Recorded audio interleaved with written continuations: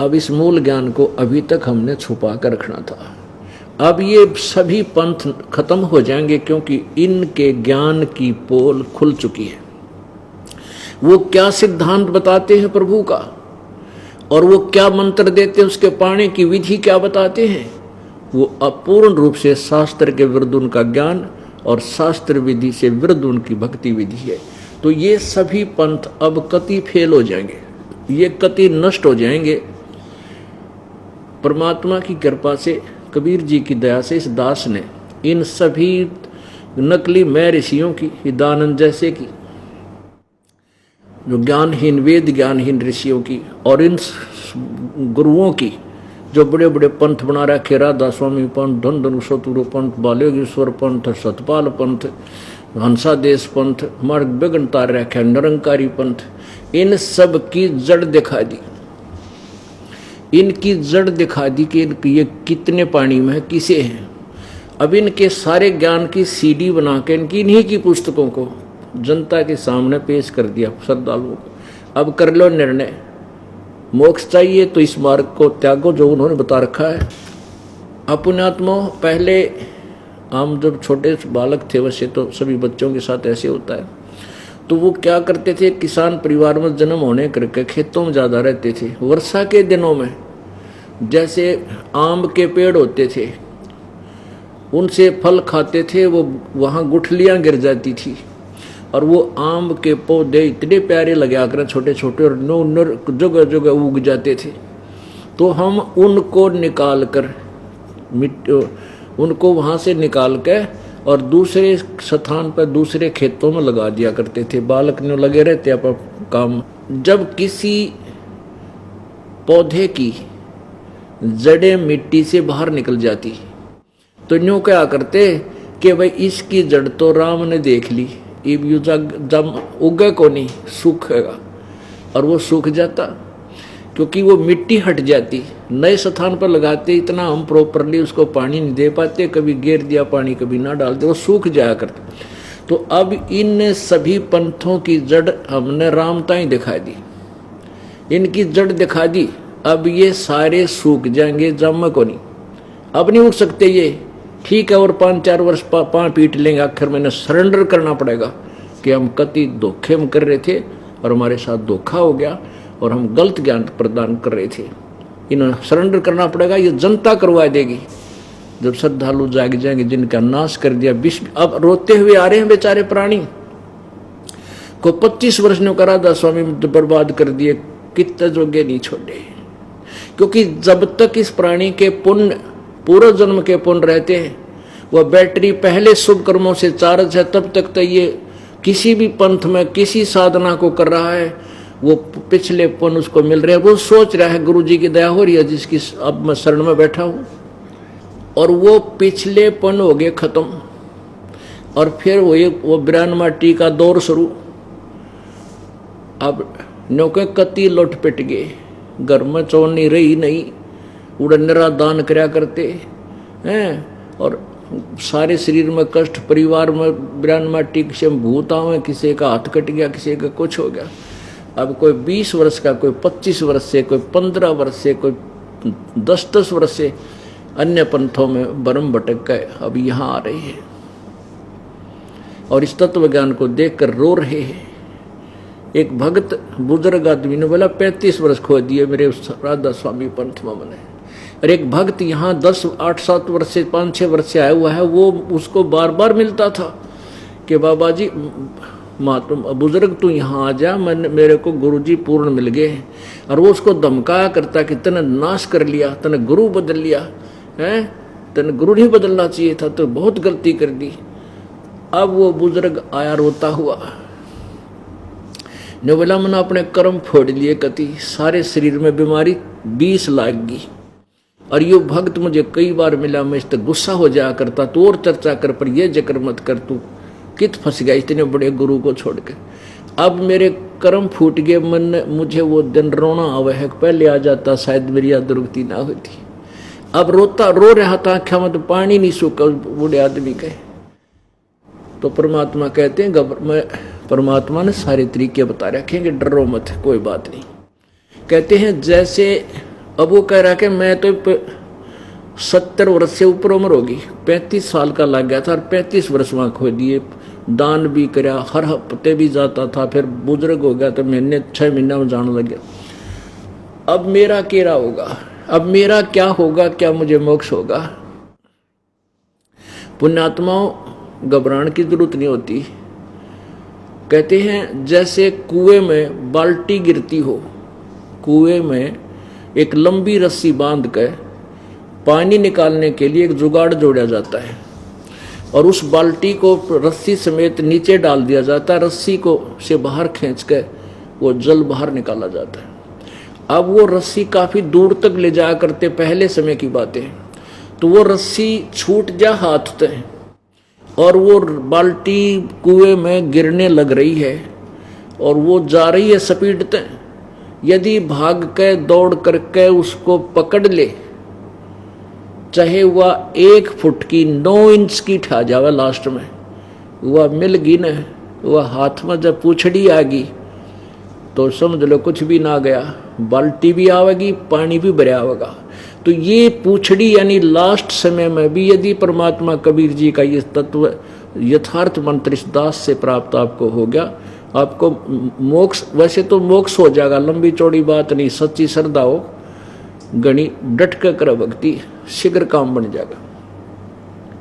और बुढ़ा ने तक काम में नरा भक्ति का हो जाऊं, जान कर पाँव फंसावे की तो वो दूसरी बात है, नहीं तो तत्व ज्ञान लेकर यथार्थ मंत्र प्राप्त करके अपना भक्ति करे और पार हो जाएगा। मान लीजिए कोई दिक्कत रह भी गई तो नेक्स्ट मनुष्य जन्म तुरंत होगा। और ये जो ज्ञान है कबीर परमेश्वर का अब हजारों वर्षों तक चलेगा। इसमें 1 या 2 जीवन में आप कति पार हो जाओ। और जिसको पूर्ण ज्ञान हो गया, सच्चे हृदय से भक्ति जो है ना कर रहा है, तो इससे जन्म में दूसरा जन्म नहीं होगा। दूसरा जन्म तो हम कैसे प्राप्त करते हैं, कुछ दिनों में आपको इतना सुख हो जाएगा, आपको इतना सुख हो गया कि परमात्मा सुखदाई है। ये वो परमात्मा जो सुख देता, दुख नहीं है इसके दरबार में। तो इतना सुख हो जाएगा, आप फिर उन भगवान से दूर होने लग जाओगे और भूल पड़ जाएगी। काल के ना जाने कितने जाल हैं और उसका कोई दाव लग जाओ आपको यहाँ रखने के लिए, तो वो आदमी लास्ट में न्यो डूब जाएगा, व्यक्ति घना सुख होता है। तो हम यही अर्ज करते रहे, परमात्मा इतना सुख भी मत देना जिससे तेरी भूल पड़ जा, इतना दुख भी देते रहिए प्रभु तेरे से दूर ना हो जाऊं। परमात्मा कहते सुख के माथे पत्थर पड़ो जिसते नाम हृदय ते जा, और बलिहारी उस दुख के जो पल पल नाम रटावे। इसे सुख का आग लगो जिस तो भगवान की भूल पड़े, और बलिहारी हो उस दुख के ऊपर जो मालिक याद करावे। इतना दुख भी दिए रखना परमात्मा, डर बना रहे कदे फिर फंस जाऊं काल के। चलो मान ले ईब आपने सुख भी हो गया, रह भी गए, और कंटिन्यूस 5-6 जन्म आपके मनुष्य के भी हो जाएंगे इस कमाई ते वर्तमान के भक्ति से। और आगे श्रद्धा, क्योंकि आगे घटेगी जब दास यहाँ मौजूद है। अभी गलती करोगे तो आगे कौन से पार हो जाओगे तुम।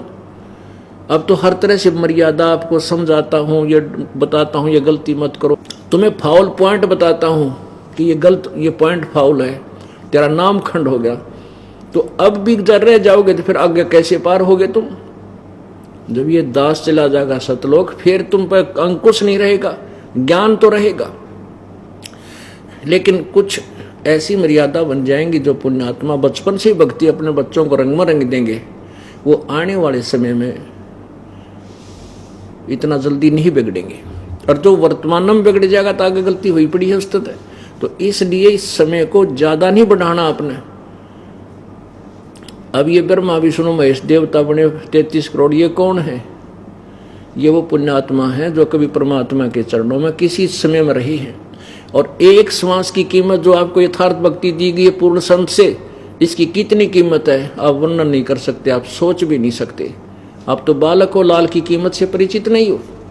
एक सतनाम के एक श्वास, उस श्वास की सिमरण की कीमत 14 लोग चढ़ा दे उसके तुलना में, तो भी वो कीमत सांस के सिमरण की ज्यादा है। और इतने सिमरण आप कितने करते हो दिन में? तो पार तो आसानी तो हो जाओगे, लेकिन रहना मर्यादा से और दृढ़ निश्चय रखना कि जो हमारे गुरुदेव ने ज्ञान दिया है ये फाइनल है, जो नाम दिया है ये यथार्थ है। भ्रमित मत होना। ये बार बार आपको यहाँ बुला के ये 2-2 घंटे 4-4 घंटे डेली सत्संग सुना के आपको उस रंग में रंगना चाहता है ये दास कि कोई आपको डगमग ना कर दे। आप सीधे मार्ग चलते रहो तो पहुंच जाओगे। ये कुमार्ग पर लगा देते नकली संत, आपको बहका करके आपका रास्ता बदल देते हैं। फिर उस पर कितनी सपेट तो चले जाओ, गलत जा रहे हो।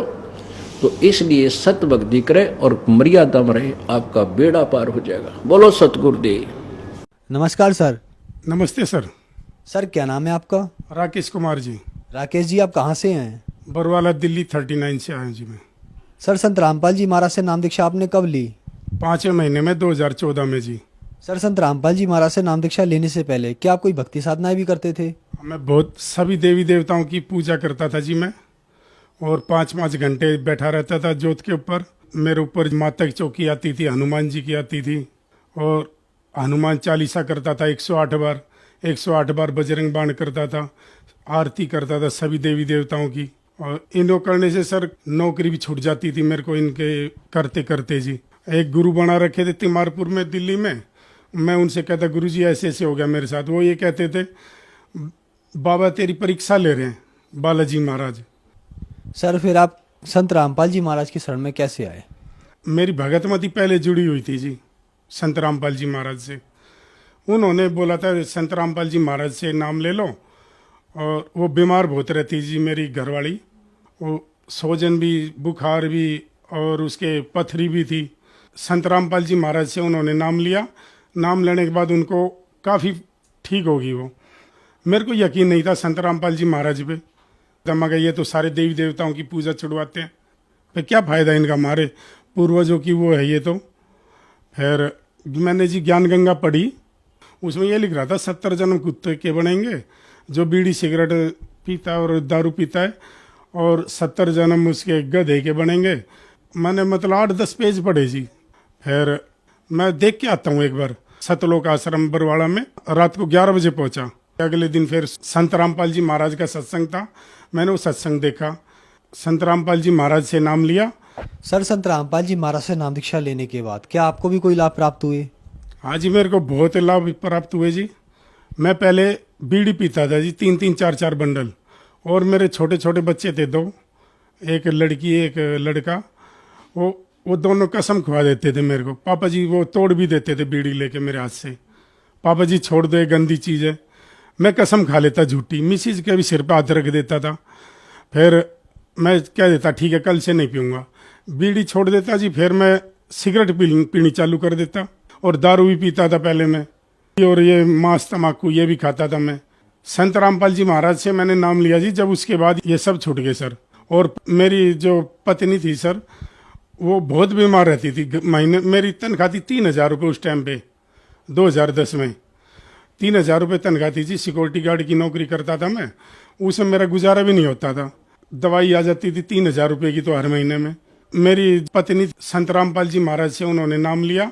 नाम लेने के बाद उन ठीक होगी सर। संत रामपाल जी महाराज से नाम लेने के बाद पहले तो 3,000 रुपये तनख्वाह मिलती थी, अब मेरे को गवर्नमेंट रेट 15,000 रुपये तनख्वाह मिलती है। ये सारी मेरी आर्थिक स्थिति ठीक होगी जी संत रामपाल जी महाराज से नाम लेने के बाद में, और मेरी तरक्की पे तरक्की होगी जी। आज वो मेरी बेटी LLB कर रही है, 92,000 रुपये साल की फीस जाती है उसकी, और 22,000 रुपये बेटे की फीस जाती है, वो इंजीनियरिंग कर रहा है आज। और आज मेरे को पैसे मांगने की ज़रूरत ही नहीं पड़ती कि संत रामपाल जी महाराज की कृपा से आज पूरा परिवार सुखी है जी। और अब ना कोई रोग है चारों सदस्य में, और आर्थिक स्थिति हमारी बहुत बढ़िया है जी। सर संत रामपाल जी महाराज से नाम दीक्षा लेने के बाद आपको लाभ ही लाभ मिले, तो जो दर्शक आज आपको देख रहे हैं आप उन्हें क्या कहना चाहेंगे? मैं उनको यही कहूँगा सर, संत रामपाल जी महाराज से नाम लो और अपना कल्याण करवाओ जी। जैसे मैं दुखी था, अब मैं बहुत सुखी हूँ, ऐसे आप भी सुखी हो जाओगे। सर संत रामपाल जी महाराज से नाम दीक्षा कैसे ले सकते हैं? साधना चैनल है, शाम को 7:30 बजे आता है, उसमें पट्टी नीचे चलती है, उसमें फ़ोन नंबर लिखे हुए हैं जी, और SMS नंबर है, उनमें फ़ोन करो, संत रामपाल जी महाराज से अपना नाम ले सकते हैं जी। धन्यवाद सर। नमस्ते सर।